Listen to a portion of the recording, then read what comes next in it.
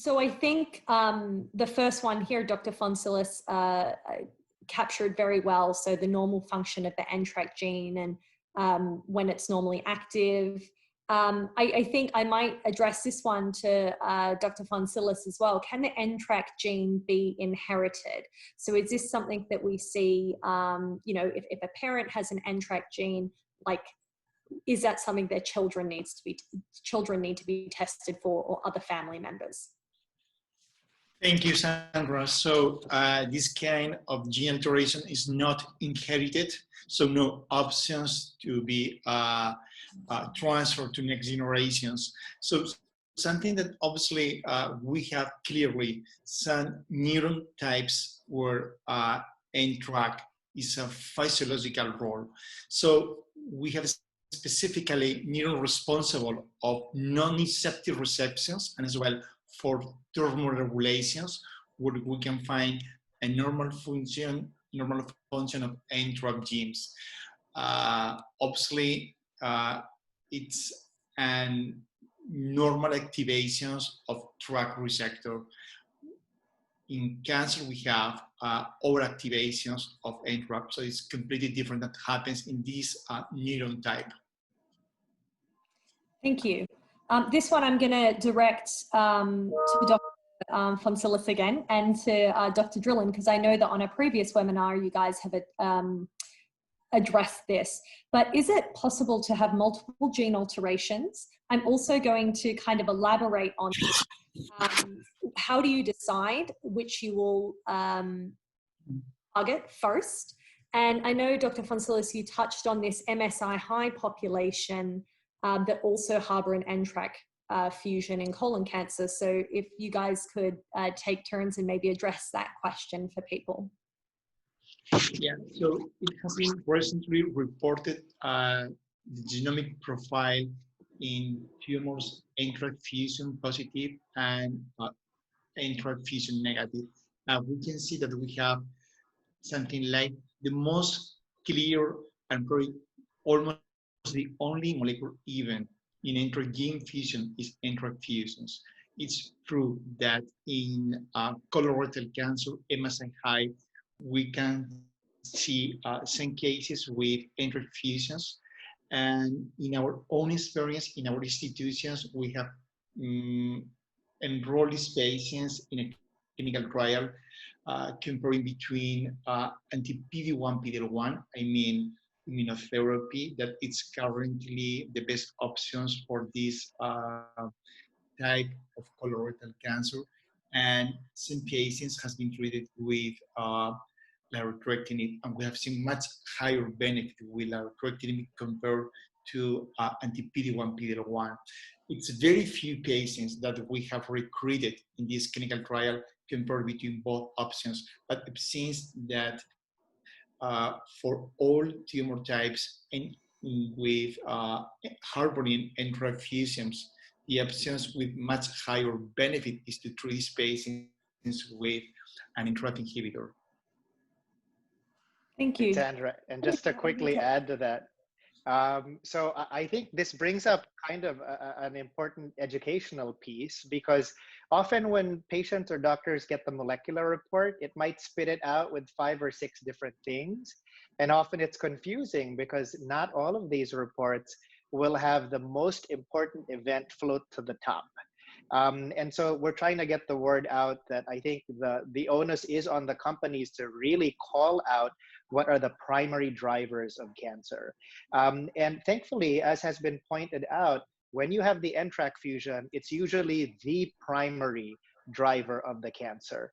But these other things that are listed, we tend to call them passengers. So, you know, they're along for the ride, but they're not really driving the bus. I think one research question we've asked is it possible for some of these passengers to kind of annoy the bus driver occasionally and maybe affect, you know, how long the bus driver is able to effectively drive the bus? And we found that there may be some what we call concurrent signatures, which may be modifiers of response. But that's really research that's earlier in its genesis, but is something that we're working on. The second fascinating thing is that we've also discovered that you've heard of other patient advocacy groups that focus on EGFR, for example, cancers that primarily are driven by the EGFR gene. You know what we've found? That in some cases, a patient might get an EGFR targeted therapy, and the cancer develops resistance where an Entrac fusion pops up, similar to another fusion like ALK or ROS1. And so it really opens the door for those patients expanding their therapeutic options to a combination therapy where you might add on a TRK inhibitor to an EGFR inhibitor and then reestablish cancer control. So really wonderful stuff in the research world that's come out, and more to come as we see this data emerge. Yeah, I think most of the other questions here listed have been addressed. So how long do I take precision medicine? Unless maybe medical advisors want to jump. Sorry, Tim? Sorry, if I could just jump in, sorry to interrupt, but I think that we have several things that have fit together in some themes. They're not the same question, but they're related kinds of questions. And it might be useful just to have a dialogue around some of these things. I think what we're hearing a lot of is, number one, if a patient does not respond to a TRK inhibitor, what does that mean? Like Dr. Drilon, for example, you talked about other mutations, drivers and passengers. Does that mean that the TRK is not the driver mutation, or is there something else going on? So that's one thing. A lot of questions about resistance. So if you keep taking this, do you build up resistance? Is there some merit to stopping and then cycling back on to keep that resistance from happening? And so I think we just have a group of questions that relate to, why do these drugs work? Why do they stop working? If they stop working, what's next? If they never worked, what's next? What can you do to help keep them working longer? And that's a ton of questions right there, but it seems to me they're kind of related, and maybe the three of you can dialogue about that. Sure, I can start, but I want to make sure I let Dr. Laetsch have some time to talk as well. So maybe I'll focus on the question, what happens when you see that a pill doesn't work? And the first thing I'll say is that in all the data sets, that is an uncommon event. But the second thing I'll say is that we've found that sometimes a molecular report might spit out a result where it says, oh, there may be an Entrac fusion, but we're not super sure. And I think in those cases, someone might be tempted to give a pill for Entrac because you see it written there. But there certainly are cases where that equivocal result doesn't confirm on another test, like if you look at RNA or at protein expression. So it's important that you make sure that the Entrac fusion is real, because it makes a very a big impact on your likelihood of responding to targeted therapy. The second thing I'll say is that make sure that it's an Entrac fusion, because there are many molecular reports that might have Entrac mutations which don't behave in the same way. And for someone without a background in molecular biology, it's hard to say, oh, that's a mutation, that's a fusion. But certainly looking for the buzzwords fusion or rearrangement are key, because we found in some cases of cancers that have Entrac mutations, those don't really respond very well to these TRK inhibitors. So I'll pass it on to Ted to maybe take the other half of that question. Yeah, no, thank you. I agree completely. I think certainly it is very rare for a cancer with a true Entrac fusion to not respond to an Entrac inhibitor, and perhaps even more rare in pediatrics.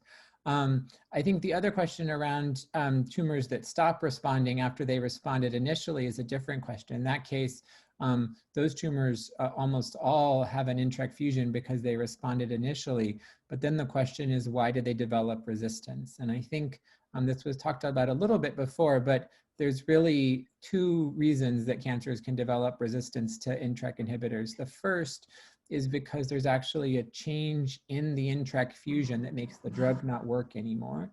And that is really where we've seen the most evidence that the next generation drugs can be effective, that they can block those changes in the fusion.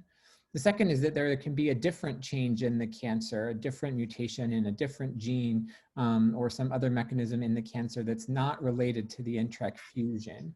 And in that situation, it's less likely in the data that we have so far that the next generation TRK inhibitors will work, because there's now something else that's driving the cancer. It's like you've gotten out the bus and you've gotten on a train, you need to stop the train.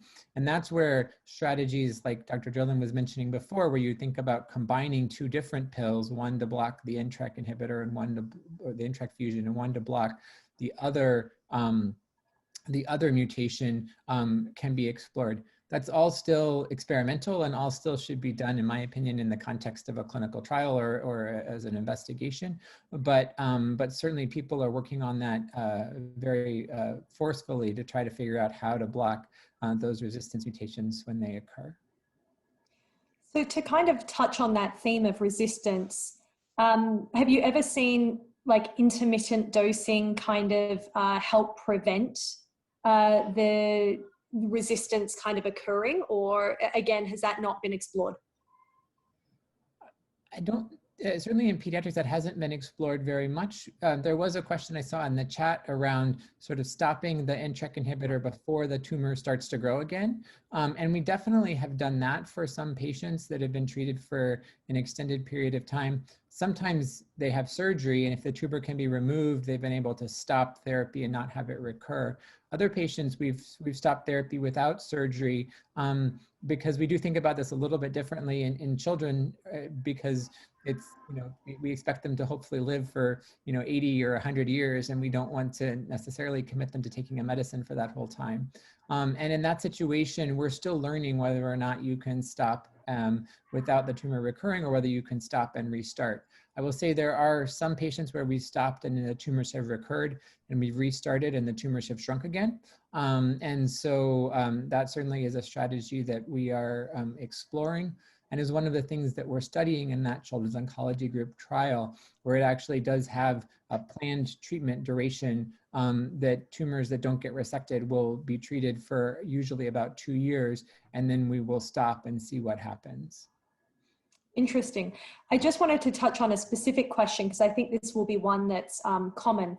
Somebody's asked what a liquid biopsy is. So basically that's it's a blood sample that you have taken, and it looks for what we call CF, cell-free DNA.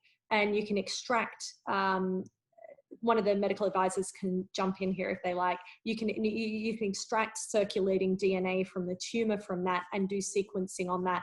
I will say the most common time I see that done for people with Entrac fusions is around the time if they've stopped responding to a first drug, rather than doing a second biopsy. And then there was a question again touching on that, should it be continuously done? Again, medical experts jump in. I haven't seen that done continuously, mainly when the resistance to the first drug has been identified. Any comments from the medical experts there?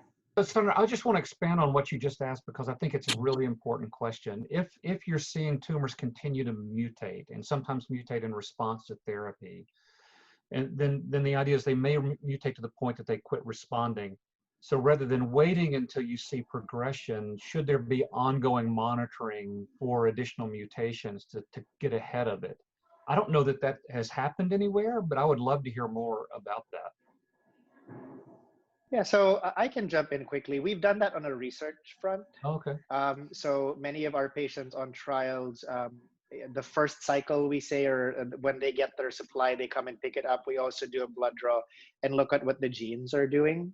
And I think that it's taught us that certainly you can see the DNA load go down when someone responds. And then also before someone gets a scan, you might see the DNA load start to creep up.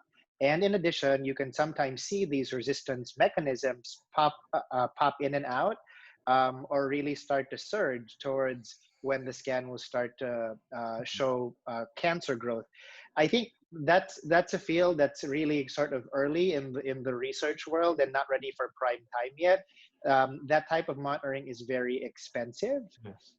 And we're also not quite sure that it might make a huge difference. And I'll point out that in the past, for certain cancers, we had these tumor markers that were surrogates of how much cancer is in the body. And even for those cancers, often, you know, you'll hear providers talk about we might see the number change over time, but if the scans still look good and the patient feels well, that doesn't really twist my arm to take the patient off therapy. The one thing I'll say with monitoring the blood over time is that sometimes it'll give you an idea of why the cancer is learning to become resistant, and then maybe you can tee up a subsequent therapy when it's time to pull the trigger. So we were all being diagnosed at different parts of our journey, but did our tumors initially start out with Entrac, or was it something else? And by the time we got tested, it developed into an Entrac, or it became an Entrac? So currently, we think that it could be probably an early event in carcinogenesis, because it seems so driver that it's able to elicit a different behavior in any cell type. So probably something that happens very early. It's true that we have some cases that it seems to be late even, but most frequently, at least in the tumor that we have tested, it seems to be an early event. And then Susan, you asked another question about patients being able to get the research blood data results if they're on a clinical trial. From my experience on clinical trials, they're not always analyzed in real time. So it's not something that you'll kind of get on an ongoing basis. And they're also usually done in labs that aren't able to give patients results. So they're done in research labs rather than kind of qualified labs. And they're often not used, they're not using what we call assays that have been validated for use in patient care. And so it's something that I haven't seen before, but reasons why if you're on a clinical trial, it's uncommon for you to be able to get all of the results of those hundreds of lab draws that you all very, very kindly do for us so we can learn about drug development.